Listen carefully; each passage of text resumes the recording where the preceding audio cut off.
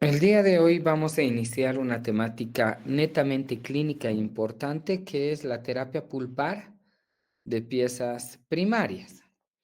Entonces, esta temática va a estar enfocada en los siguientes aspectos. Vamos a ver patología pulpar y luego, a su vez, vamos a ir asociando esa patología pulpar junto con la terapia de piezas primarias. Para hablar de la enfermedad pulpar, nosotros vamos a indicar de que existen dos etiologías específicas que causen enfermedad pulpar en sus diversos grados de afectación. La primera es caries de la infancia temprana severa, ¿no? Entonces, que es de rápidamente afectar lo que es el complejo dentino pulpar. Didácticamente, se enseña en la universidad a la dentina como un tejido y a la pulpa como otro tejido. Inclusive siempre hay unidades separadas, ¿no? En histología, en pato, en todo siempre se habla de la dentina aparte y de la pulpa aparte. Sin embargo, ambos tejidos son de origen mesenquimático, tienen el mismo origen de la papila dentaria y son una sola unidad. Es un complejo dentino pulpar. Entonces, las piezas dentarias de leche tienen una gran particularidad, que es que sus esmaltes son muy delgados, muy aprismáticos.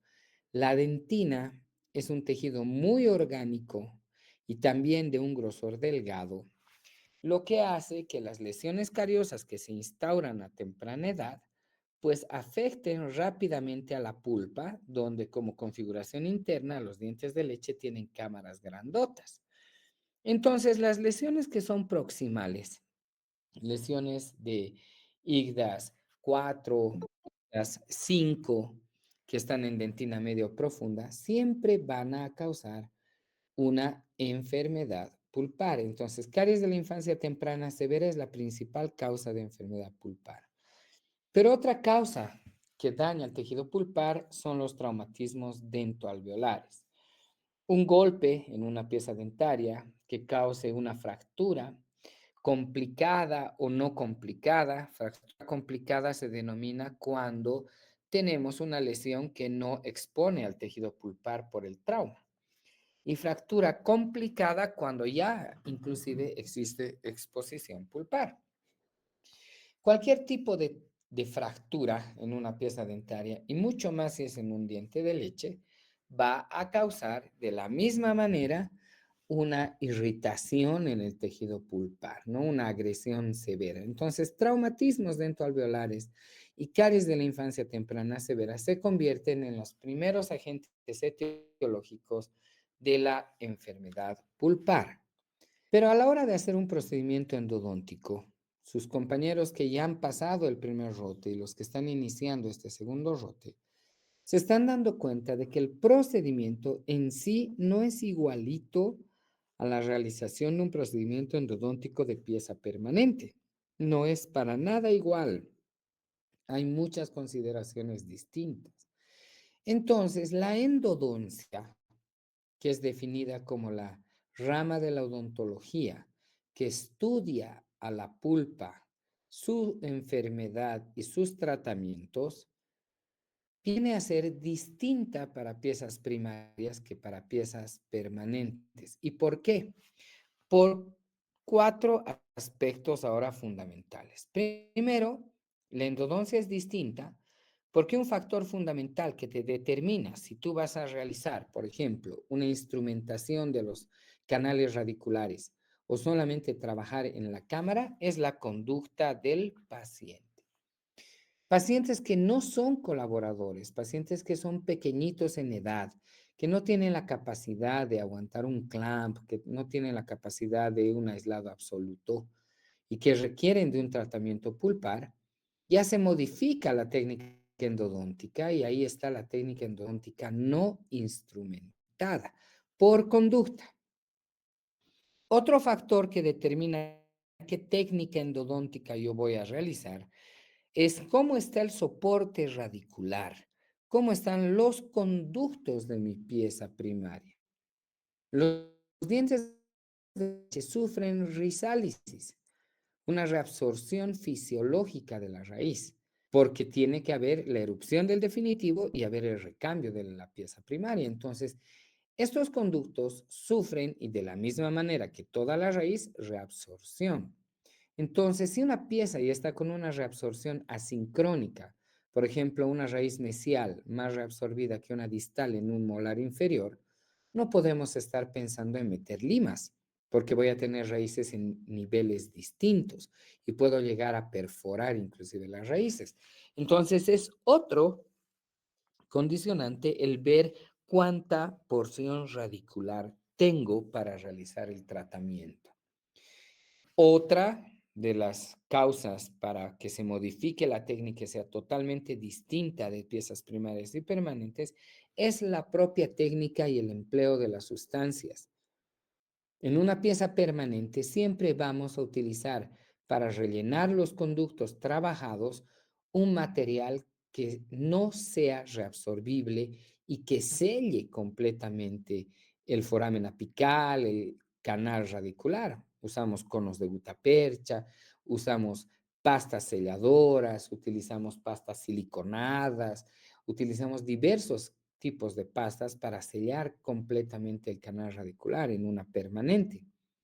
En cambio, en una pieza primaria no podemos por técnica utilizar materiales que no sean reabsorbibles. Al contrario, tenemos que utilizar pastas que acompañen el proceso de reabsorción radicular normal, que se vaya reabsorbiendo tanto la raíz como la pasta. Entonces la técnica ya viene a ser distinta en ese aspecto de obturación de conductos. Entonces las técnicas van siendo distintas. Y un condicionante que en la época de pandemia, en las primeras olas, hacía que la técnica sea netamente no instrumentada era el COVID-19. Porque en la época de la pandemia no podías estar citando al paciente muchas veces al consultorio. Lo que se quería era que tanto el profesional como el paciente se expongan lo menos posible a la generación de aerosoles. ¿Se acuerdan, chicos? O sea, en época de pandemia ha sido terrible porque han parado clínicas, hemos parado la atención odontológica a los pacientes, no se utilizaba como otra vez estamos usando normalmente los sistemas rotatorios de alta, baja velocidad, la generación de aerosoles es de alto riesgo. Entonces, el COVID-19 también ha hecho una gran influencia para que la endodoncia de dientes de leche sean distintos.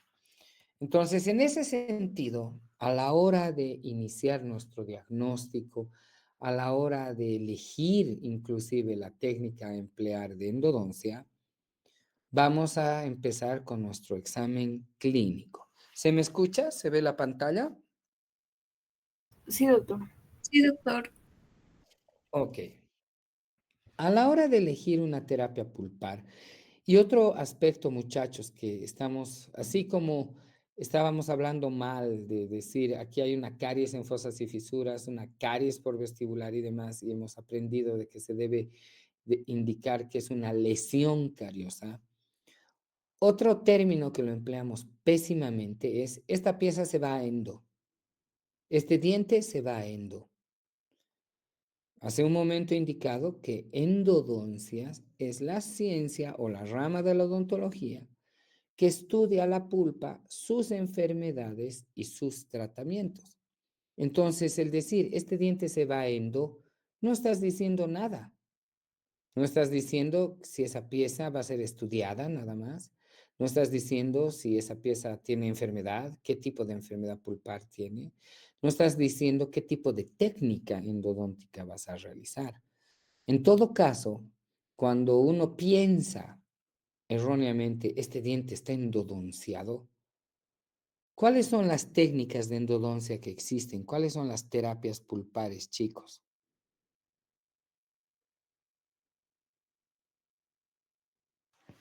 ¿Qué terapias pulpares existen?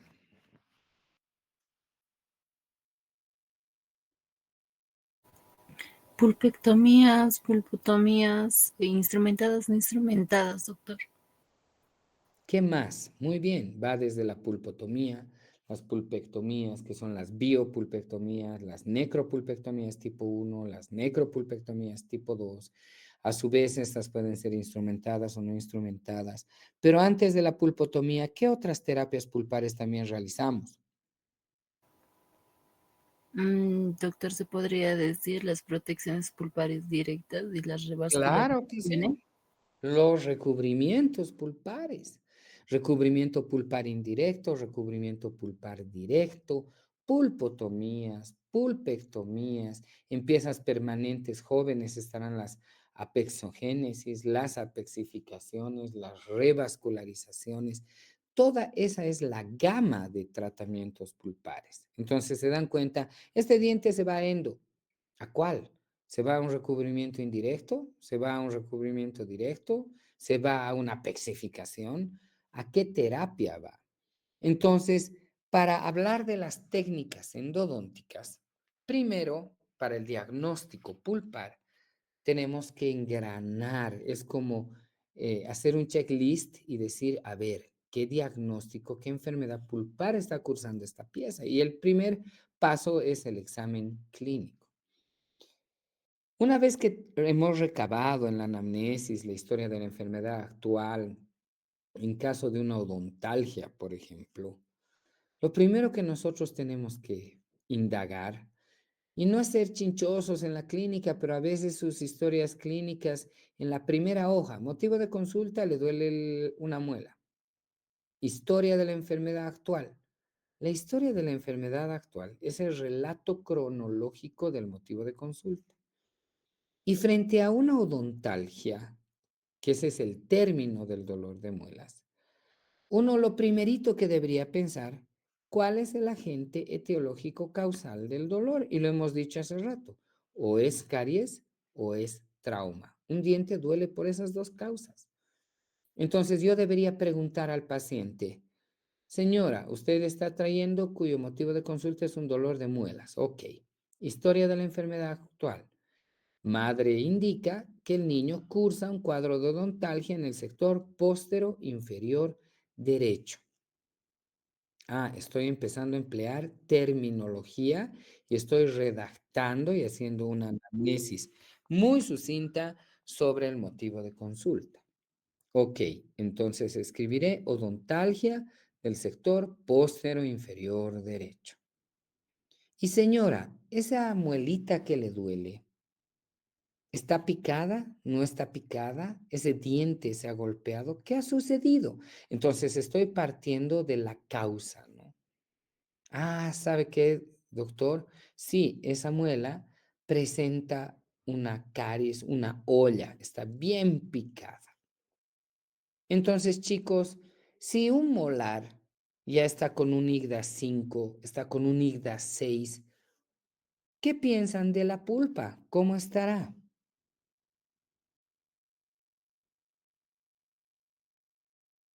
Por ejemplo, esta muela de acá. Si ya presenta un IGDA 6, ¿su pulpa estará sana?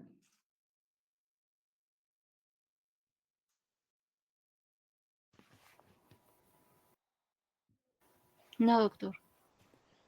No, porque ya es una lesión de mucho tiempo. Es una lesión que está bastante tiempo en boca. Es una lesión que ya ha destruido mucho tejido. No puedo pensar en que mi diagnóstico pulpar va a ser pulpa sana. No, me está diciendo una historia. Esta lesión es amplia. Esta lesión ha destruido cúspides, ha destruido cresta marginal. Esta lesión es activa, tiene detritus alimenticios, es profunda, es blanda, tiene tejido necrótico, tiene tejido con mal olor. No puedo pensar que estas piezas estén con una pulpa sana. Otra cosa es un IGDAS 3, otra cosa es un IGDAS todavía 4, pero un IGDAS 5, un IGDAS 6 no puede darse un diagnóstico de pulpa sana. Ya está cursando algún grado de enfermedad, desde una pulpitis reversible hacia una pulpitis irreversible, sea sintomática o asintomática. Entonces, en el examen clínico, lo primero que tengo que ver es, muy bien, odontalgia, y no describo el número de diente, no pongo odontalgia de la 7,4 porque ni siquiera la he visto, o de la 8,5, no. Pondré en la historia de la enfermedad actual odontalgia en el sector póstero inferior derecho, de un molar con amplia lesión cariosa de larga data, no tratada o tratada odontológicamente. Porque también, muchachos, ahora nos pondremos a pensar otra figura. Si un molar está curado, ya tiene una obturación, la obturación es grande, abarca dos superficies y duele ese molar, ¿qué te está diciendo de la pulpa?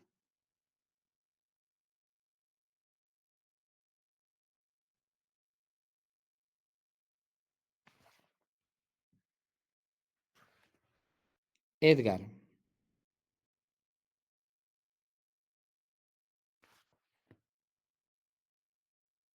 Edgar Humberto ¿qué es? Totora.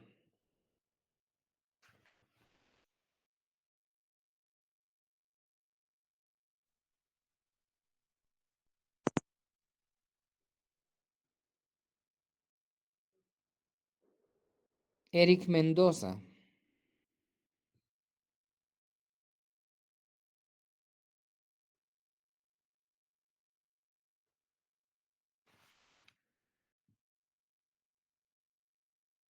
Perdón, doctor, ¿me podría repetir la pregunta? Si tengo un molar con una obturación amplia que abarca dos superficies y está obturado un diente y duele, ¿qué me estará diciendo de la pulpa? Hay una pulpitis irreversible sintomática en este caso, doctor. Claro, porque chicos, si un molar ya ha sido curado previamente, es porque el diente ha sido lesionado por caries. Y si esa curación es antigua y esa curación es grande y duele el diente, la pulpa ya no está sana, pues, porque tal vez en la primera curación que ha recibido, esa pulpa estaba irreversible, estaba en un estadio inicial de inflamación, pero con la curación pasó el dolor, ya no molestó más, etcétera. Pero si ahora, a pesar de estar tapada esa muela, de estar obturada esa pieza, viene un dolor, ya no puedo pensar en que ese diente esté con una pulpitis irreversible, para nada, porque ya se ha enfermado antes y ahora está mucho más enfermo el molar. Entonces ya está cursando una pulpitis irreversible. Tal vez inclusive ya se está formando un absceso. Hay que ver la signo, sintomatología. Entonces uno tiene que pensar, ¿hay suficiente estructura dentaria, inclusive para recibir un clamp, un aislado absoluto? Porque mi técnica endodóntica depende de que no haya contaminación. El éxito de cualquier terapia pulpar radica en que no ingrese saliva a la cámara, que no ingresen bacterias, que no se sobrecontamine el tejido pulpar. Entonces, por eso se exige que toda terapia pulpar sea con aislado absoluto. Pero si este molar, por lesión cariosa amplia, no tiene ni dónde se pueda sujetar un clamp, ya mis posibilidades de contaminación ya son altas, ¿no? Entonces, en ese sentido, ya tendré que modificar mi técnica. No, pues este molar ya no va a irse a pulpo porque se va a contaminar. Además, es muy grande la destrucción de esa muela, entonces la pulpa ya no está en reversible, ya está en irreversible porque ya se ha enfermado mucho el diente.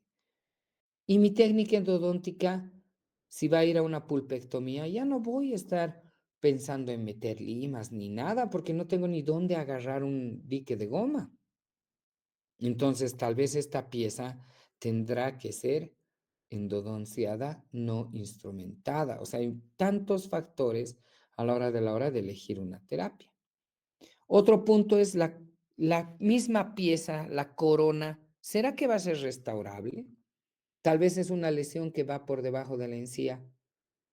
Radiográficamente evidenciamos una lesión de furca, una reabsorción gigante de la raíz.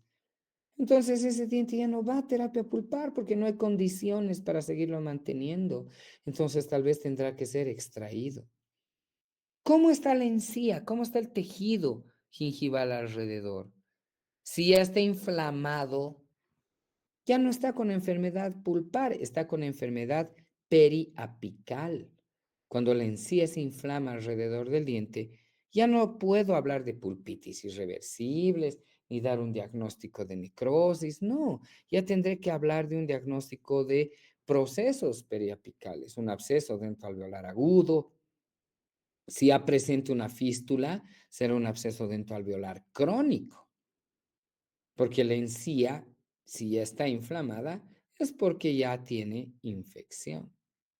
Entonces, tengo que ver el grado de movilidad, tengo que ver si puedo restaurar, tengo que ver si la lesión es detenida, si la lesión es activa, cuánto ha destruido del molar para empezar mi diagnóstico presuntivo.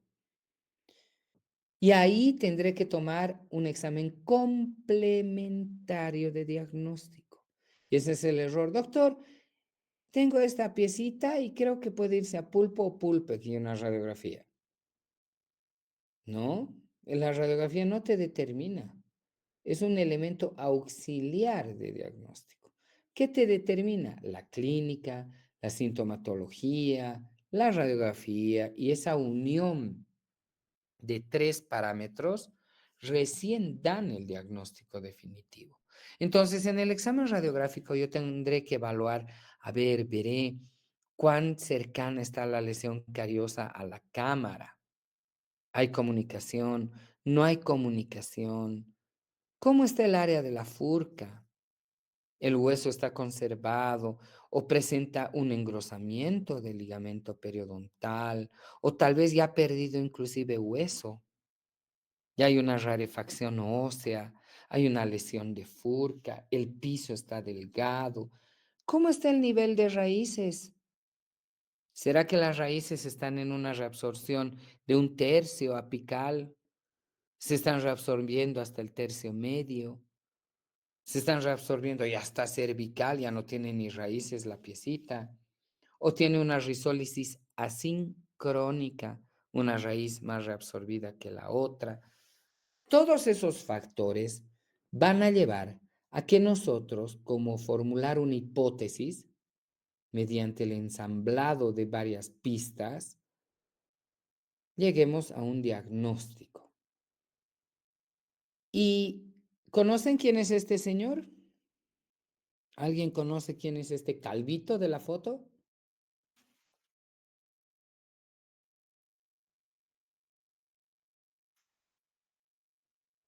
No es de los locos Adams, es alguien de la endodoncia, que es como uno de los más grandes referentes a nivel internacional. ¿Saben quién es él?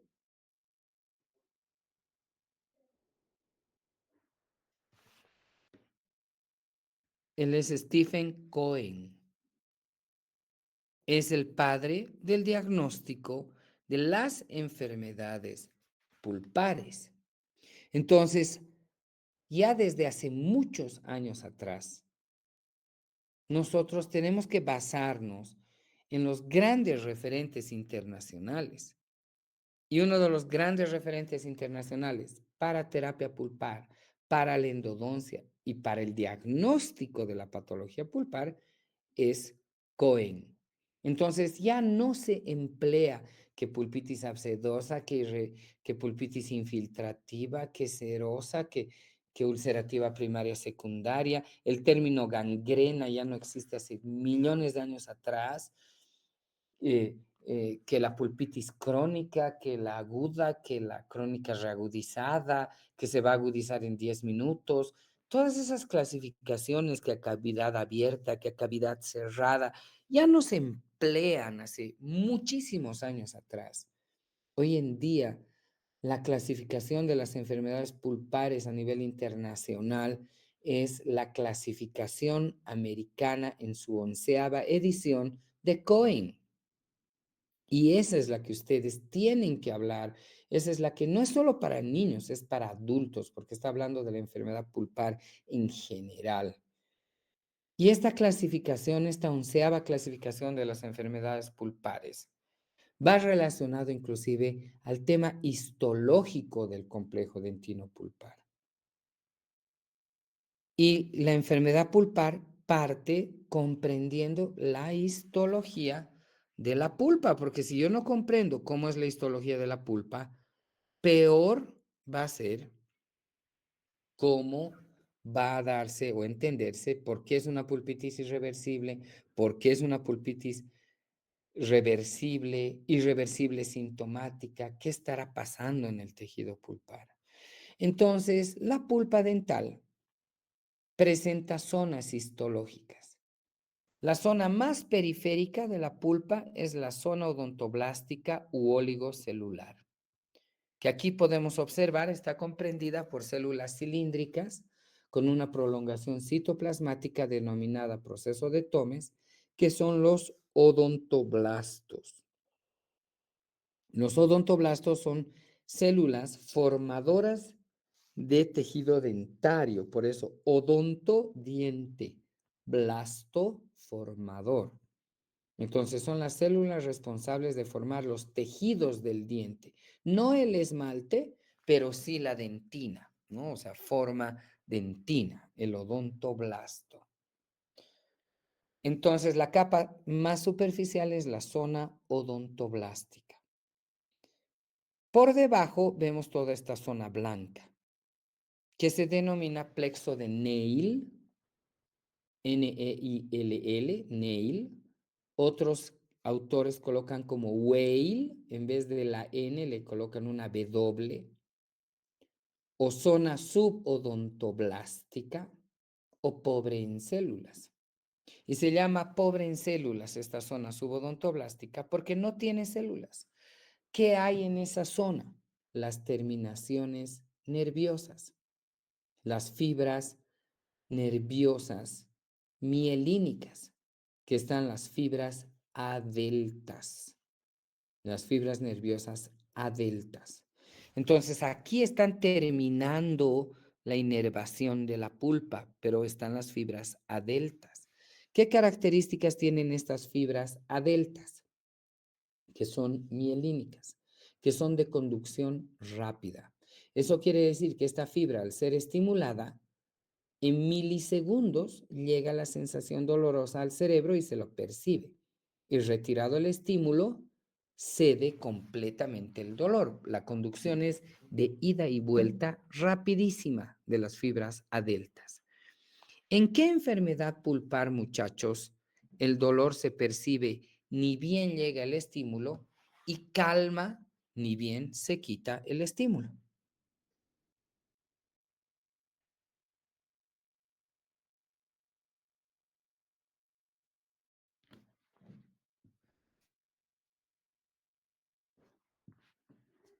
La pulpitis reversible, doctor. En la pulpitis reversible, en lo que antes o histopatológicamente, si uno mirara a un microscopio una pulpitis reversible, nos encontraríamos con un infiltrado inflamatorio, ¿no? Ligero, que es una hiperemia pulpar. Entonces, por eso se llama reversible, porque solamente la inflamación es ligera y está establecida en estas dos capas, en las capas más superficiales de la pulpa, en la zona odontoblástica y en la zona subodontoblastica. Y como aquí están las fibras adeltas, le llega frío, le llega calor, le llega un dulce y ese ratito duele, pero se pasa ese mismo momento retirado el estímulo. Esa es la signo-sintomatología de una pulpitis reversible. Dolor provocado a estímulos, a cambios térmicos, frío o calor o dulce, de corta duración, de intensidad leve, no es que se va a volver loco el paciente con ese dolor, y que retirado el estímulo viene periodo de acalmia. Esa es la sintomatología de una pulpitis reversible. Y es reversible porque se ha producido una inflamación en las capas más superficiales de la pulpa. Por debajo de la zona subodontoblastica tenemos esta gran zona con gran cantidad de células. Tengo ahí células plasmáticas, tengo polimorfonucleares, tengo células plasmáticas, tengo macrófagos, tengo fibroblastos, tengo las células madre, las células totipotenciales, mesenquimáticas indiferenciadas, puedo tener linfocitos, puedo tener neutrófilos.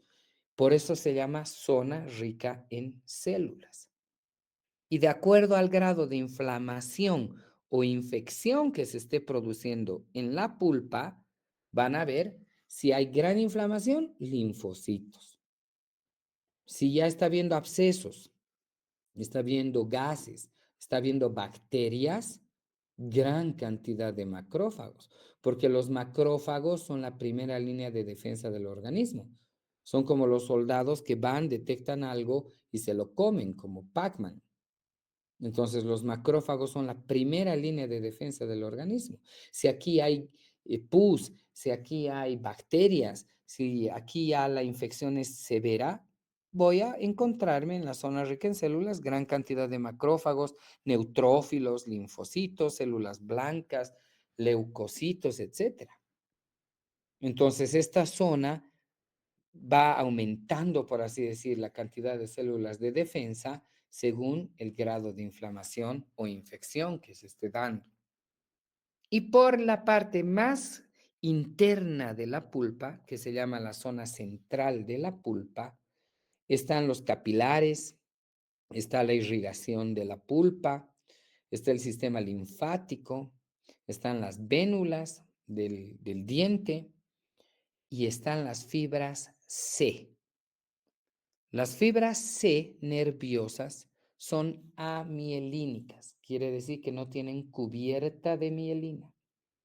Estas fibras amielínicas C son de alto umbral doloroso y de una respuesta lenta.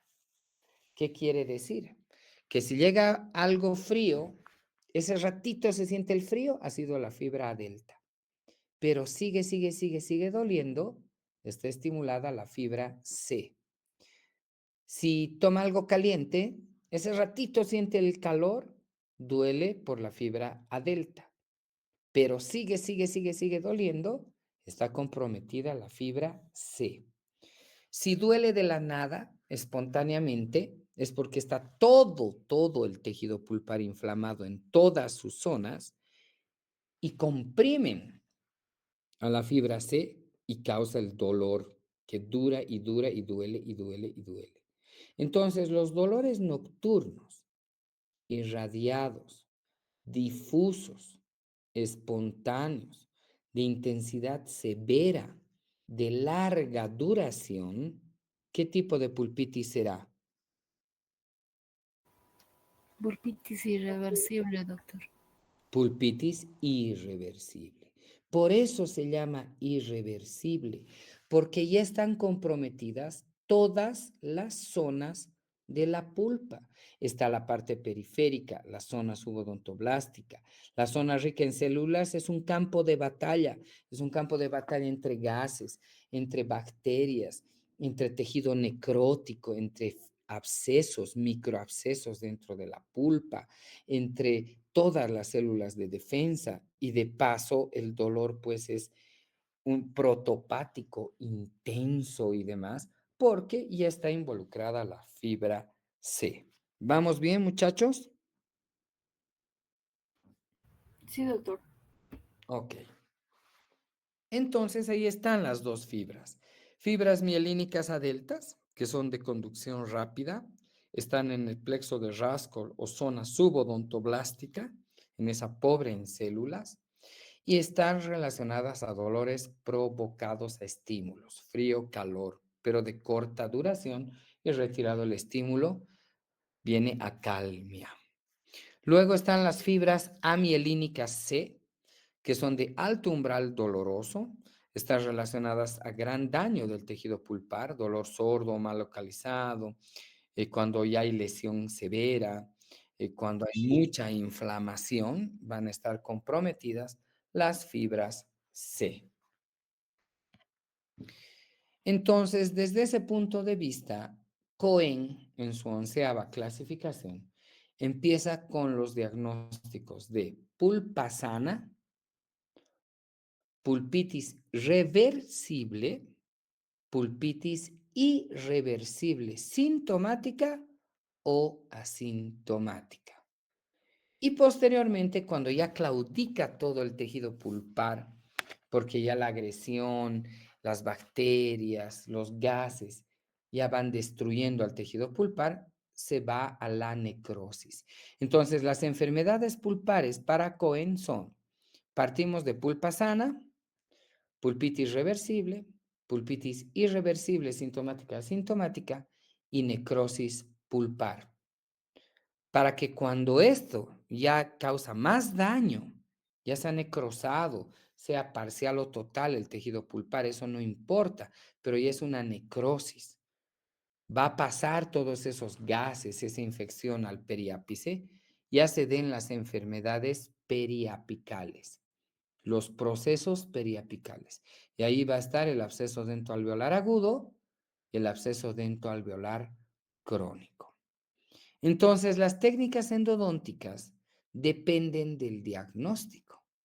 Estas técnicas endodónticas, hay técnicas vitales cuando la pulpa está viva. Cuando nosotros queremos que esta pulpa con ligera inflamación se sane, recupere, se regenere. Entonces, ¿qué técnicas serán vitales, que preservan la vitalidad del diente, que estimulan a su regeneración, chicos?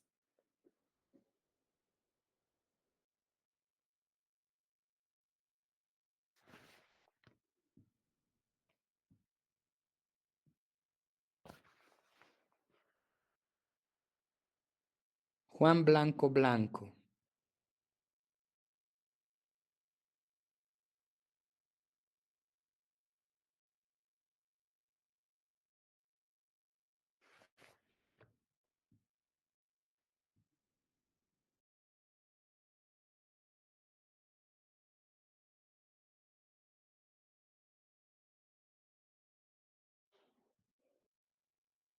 Michelle Arroyo.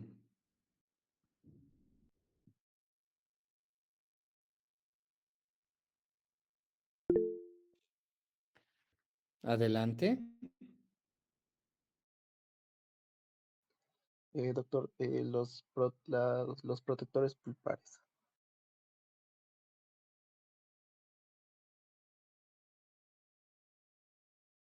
Porque los protectores son los materiales, pero las técnicas son los recubrimientos o protecciones pulpares. Claro que sí. Un recubrimiento pulpar indirecto, el colocar un protector pulpar, como un hidróxido de calcio, un trióxido mineral agregado, un biodentín, un teracal, colocar una base de ionómero de vidrio, está manteniendo vivo al diente. No está claudicando la pulpa, entonces es una técnica vital.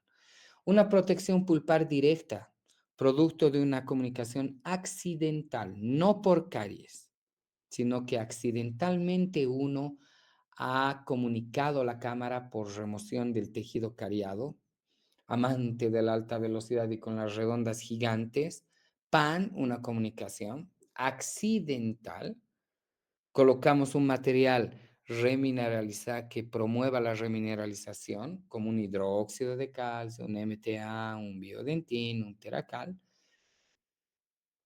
Queremos que siga vivo el diente, entonces también el recubrimiento directo es considerada como una técnica vital. Y también la pulpotomía, porque la pulpotomía es la extirpación de la pulpa cameral. ¿no? Es así, el término de pulpotomía es extirpación de la pulpa cameral, manteniendo la pulpa radicular viva, sana y sin daño. Entonces sigo manteniéndolo al diente vital, tal vez ya no en la cámara, pero sí en los conductos. Entonces las técnicas vitales son recubrimiento pulpar indirecto, directo y pulpotomía. Y técnicas desvitalizadoras son las técnicas que van a quitarle el tejido pulpar al diente, que van a hacer que el diente ya no tenga vitalidad. Y ahí están las pulpectomías, sea biopulpectomía, sea necropulpectomía tipo 1 o 2. Ahí es claudicar al tejido pulpar para que el diente ya no esté vivo. Y las técnicas modificadas son, por ejemplo, las técnicas endodónticas no instrumentadas. Son modificadas porque no estoy metiendo limas y estoy modificando lo que es una técnica de pulpectomía de otra manera, mediante el uso de pastas triantibióticas. Entonces, esa es considerada una técnica modificada. Entonces, de acuerdo a estas, la pulpitis reversible es una inflamación a nivel del plexo subodontoblástico, eso ya lo hemos definido, cuya estimulación dolorosa es a las fibras adeltas. Antes, bueno, histológicamente es una hiperemia pulpar, una ligera inflamación en la primera y segunda capa del tejido pulpar. Sabemos que por Cohen ya es denominada reversible. ¿Qué características sintomatológicas tiene? Un dolor epicrítico, a cambios térmicos, de intensidad leve, de corta duración y con acalmia retirado el estímulo. Entonces, ¿cuál es el tratamiento para las pulpitis reversibles? Son los recubrimientos pulpares directo e indirecto y la pulpotomía. O sea que la pulpotomía tiene un solo diagnóstico para ser realizada y es la pulpitis reversible. Ok, vamos a parar ahí. En la siguiente clase vamos a hablar de cómo es la técnica de pulpotomía y luego vamos a hablar de las técnicas desvitalizadoras. Muy bien, chicos, tengan buenas noches, vayan a descansar, prepárense para el día de mañana y nos vemos en la facultad. Chao, muchachos. Gracias, doctor. Hasta luego. Hasta luego. Chao. Gracias, doctor. Hasta luego. Doctor.